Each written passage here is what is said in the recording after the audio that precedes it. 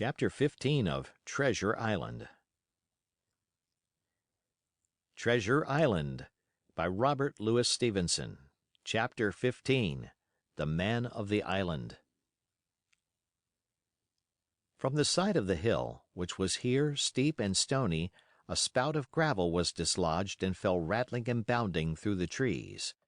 My eyes turned instinctively in that direction, and I saw a figure leap with great rapidity behind the trunk of a pine. What it was, whether bear or man or monkey, I could in no wise tell. It seemed dark and shaggy, more I knew not, but the terror of this new apparition brought me to a stand.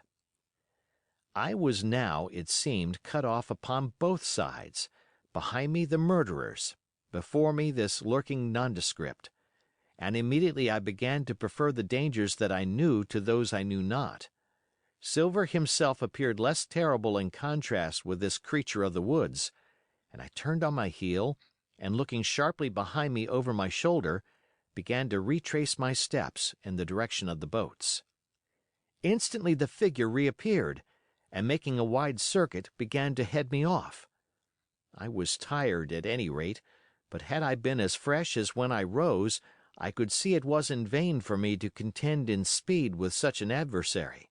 From trunk to trunk the creature flitted like a deer, running manlike on two legs, but unlike any man that I had ever seen, stooping almost double as it ran. Yet a man it was, I could no longer be in doubt about that. I began to recall what I had heard of cannibals. I was within an ace of calling for help. But the mere fact that he was a man, however wild, had somewhat reassured me, and my fear of Silver began to revive in proportion. I stood still, therefore, and cast about for some method of escape, and as I was so thinking, the recollection of my pistol flashed into my mind. As soon as I remembered I was not defenseless, courage glowed again in my heart, and I set my face resolutely for this man of the island, and walked briskly towards him. He was concealed by this time behind another tree trunk, but he must have been watching me closely, for as soon as I began to move in his direction, he reappeared and took a step to meet me. Then he hesitated, drew back, came forward again, and at last, to my wonder and confusion, threw himself on his knees and held out his clasped hands in supplication. At that I once more stopped. "Who are you?" I asked. "Ben Gunn," he answered, and his voice sounded hoarse and awkward, like a rusty lock. "I'm poor Ben Gunn, I am, and I haven't spoke with a Christian these 3 years." I could now see that he was a white man like myself and that his features were even pleasing. His skin, wherever it was exposed, was burnt by the sun, even his lips were black, and his fair eyes looked quite startling in so dark a face. Of all the beggarmen that I had seen or fancied, he was the chief for raggedness. He was clothed with tatters of old ship's canvas and old sea cloth, and this extraordinary patchwork was all held together by a system of the most various and incongruous fastenings, brass buttons, bits of stick, and loops of tarry gaskin. About his waist he wore an old brass-buckled leather belt, which was the one thing solid in his whole accoutrement. "3 years!" I cried. "Were you shipwrecked?" "Nay, mate," said he, "marooned." I had heard the word, and I knew it stood for a horrible kind of punishment, common enough among the buccaneers, in which the offender is put ashore with a little powder and shot and left behind on some desolate and distant island. "Marooned 3 years agone," he continued, "and lived on goats since then, and berries and oysters. Wherever a man is, says I, a man can do for himself. But, mate, my heart is sore for Christian diet. You mightn't happen to have a piece of cheese about you now? No? Well, many's the long night I've dreamed of cheese, toasted mostly, and woke up again, and here I were." "If ever I can get aboard again," says I.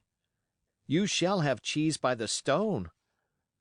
All this time he had been feeling the stuff of my jacket, smoothing my hands, looking at my boots and generally, in the intervals of his speech, showing a childish pleasure in the presence of a fellow creature. But at my last words he perked up into a kind of startled slyness. "If ever you can get aboard again, says you?" he repeated. "Why now, what's to hinder you?" "Not you, I know," was my reply. "And right you was!" he cried. "Now what do you call yourself, mate?" "Jim," I told him. "Jim, Jim!" says he, quite pleased apparently. "Well now, Jim, I've lived that rough as you'd be ashamed to hear of. Now, for instance, you wouldn't think I had had a pious mother to look at me?" he asked. "Why, no, not in particular," I answered. "Ah, well," said he, "but I had. Remarkable pious. And I was a civil, pious boy, and could rattle off my catechism that fast as you couldn't tell one word from another. And here's what it come to, Jim, and it begun with chuck farthin' on the blessed gravestones. That's what it begun with, but it went further'n that, and so my mother told me, and predicted the whole, she did, the pious woman. But it were Providence that put me here. I've thought it all out in this here lonely island, and I'm back on piety. You don't catch me tastin' rum so much, but just a thimbleful for luck, of course, the first chance I have. I'm bound I'll be good, and I see the way, too.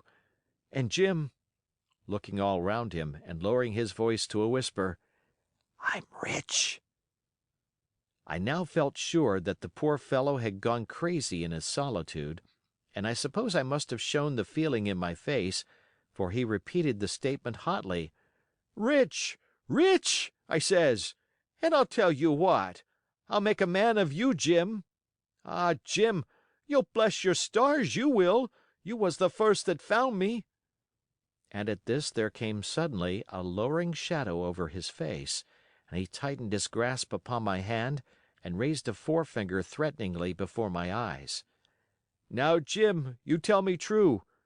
That ain't Flint's ship?" he asked. At this I had a happy inspiration. I began to believe that I had found an ally, and I answered him at once. "It's not Flint's ship, and Flint is dead. But I'll tell you true, as you ask me, there are some of Flint's hands aboard, worse luck for the rest of us." "Not a man with one leg?" he gasped. "Silver?" I asked. "Ah, Silver!" says he. "That were his name." "He's the cook, and the ringleader, too." He was still holding me by the wrist, and at that he gave it quite a wring. "If you was sent by Long John," he said, "I'm as good as pork, and I know it. But where was you, do you suppose?" I had made my mind up in a moment, and by way of answer told him the whole story of our voyage and the predicament in which we found ourselves. He heard me with the keenest interest, and when I had done, he patted me on the head. "You're a good lad, Jim," he said, "and you're all in a clove hitch, ain't you? Well, you just put your trust in Ben Gunn. Ben Gunn's the man to do it. Would you think it likely now that your squire would prove a liberal-minded one in case of help, him being in a clove hitch, as you remark?" I told him the squire was the most liberal of men. "Ay, but you see," returned Ben Gunn, "I didn't mean giving me a gate to keep, and a suit of livery clothes and such. That's not my mark, Jim. What I mean is, would he be likely to come down to the tune of, say, £1,000 out of money that's as good as a man's own already?" "I am sure he would," said I. "As it was, all hands were to share." "And a passage home?" he added with a look of great shrewdness. "Why," I cried, "the squire's a gentleman, and besides, if we got rid of the others, we should want you to help work the vessel home." "Ah," said he, "so you would." And he seemed very much relieved. "Now, I'll tell you what," he went on, "so much I'll tell you, and no more. I were in Flint's ship when he buried the treasure, he and 6 along, 6 strong seamen. They was ashore nigh on a week, and us standing off and on in the old walrus. One fine day up went the signal, and here comes Flint by himself in a little boat, and his head done up in a blue scarf. The sun was getting up, and mortal white he looked about the cutwater. But there he was, you mind, and the 6 all dead, dead and buried. How he done it, not a man aboard us could make out. It was battle, murder, and sudden death, leastways, him against 6. Billy Bones was the mate. Long John, he was quartermaster, and they asked him where the treasure was. 'Ah,' says he, 'you can go ashore if you like and stay,' he says, 'but as for the ship, she'll beat up for more, by thunder.' That's what he said. Well, I was in another ship 3 years back, and we sighted this island. 'Boys,' said I, 'here's Flint's treasure. Let's land and find it.' The captain was displeased at that, but my messmates were all of a mind and landed. 12 days they looked for it, and every day they had the worse word for me, until one fine morning all hands went aboard. 'As for you, Benjamin Gunn,' says they, 'here's a musket,' they says, 'and a spade and pickaxe. You can stay here and find Flint's money for yourself,' they says. Well, Jim, 3 years have I been here, and not a bite of Christian diet from that day to this. But now you look here, look at me. Do I look like a man before the mast? 'No,' says you. 'Nor I warn't neither,' I says. And with that he winked and pinched me hard. 'Just you mention them words to your squire, Jim,' he went on. 'Nor he weren't neither, that's the words. 3 years he were the man of this island, light and dark, fair and rain, and sometimes he would maybe think upon a prayer, says you, and sometimes he would maybe think of his old mother, so be as she's alive, you'll say. But the most part of Gunn's time, this is what you'll say, the most part of his time was took up with another matter, and then you'll give him a nip, like I do.' And he pinched me again in the most confidential manner. 'Then,' he continued, 'then you'll up and you'll say this: Gunn is a good man, you'll say, and he puts a precious sight more confidence, a precious sight, mind that, in a gentleman born than in these gentlemen of fortune, having been one hisself.' Well, I said, I don't understand one word that you've been saying, but that's neither here nor there, for how am I to get on board? 'Ah,' said he, 'that's the hitch, for sure. Well, there's my boat, that I made with my 2 hands. I keep her under the White Rock. If the worst come to the worst, we might try that after dark. Hi!' he broke out. 'What's that?' For just then, although the sun had still an hour or two to run, all the echoes of the island awoke and bellowed to the thunder of a cannon. 'They have begun to fight!' I cried. 'Follow me!' And I began to run towards the anchorage, my terrors all forgotten, while close at my side the marooned man in his goatskins trotted easily and lightly.